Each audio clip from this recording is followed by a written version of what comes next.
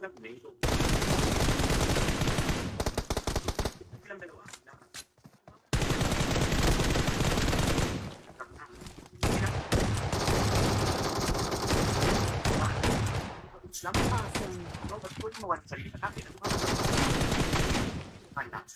Awesome. Awesome.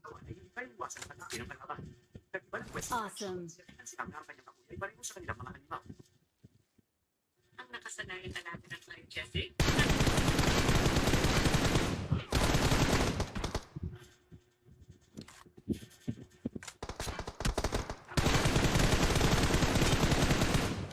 Ay walang lakas. Inisip niya, bakit napansin naman ni Chel na gusto sabay-sabay silang mamamatay lahat. Bigla, isang dilaw na atake ang tumama sa uting kalimaw na nalulot ng malakas na mabilis sa pagbata. Ito ay ang armas na nagmula sa atake ng Korean lungsod. Nagulat naman ang dalawang opisyal dahil dito. Samantala, sa labas ng lungsod, patuloy na nakikipaglaban ng mga mandirigma at si Commander Joe ay laban sa mga halimaw. Siya ay damahit sa mga bandera. Sa sobrang dami ng mga halimaw ng umakakot ng lungsod. Gamit lang tayo technique na sound wave at sinabitan sila Joe at Commander Joe balikan sa lungsod dahil sa dami ng mga dalawang opisyal. Nagalit ang mukha ni Commander G dahil sa nangyayari sa lungsod ay masusundan ng dalawang pinero.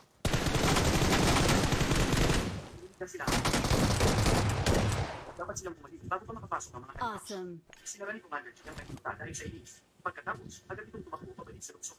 Sa loob ng gubat, patuloy pa rin ang pagkakaroon ng halimaw. Bakit kaya nga magkaroon ng tigil?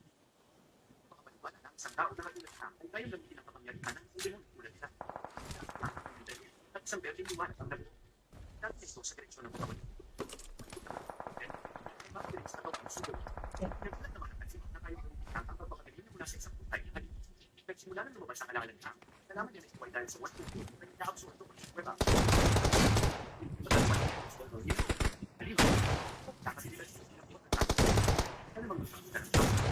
Dahil hindi pa lang tao. Hindi naman ay gumawa ng isang gamit ang mga tao.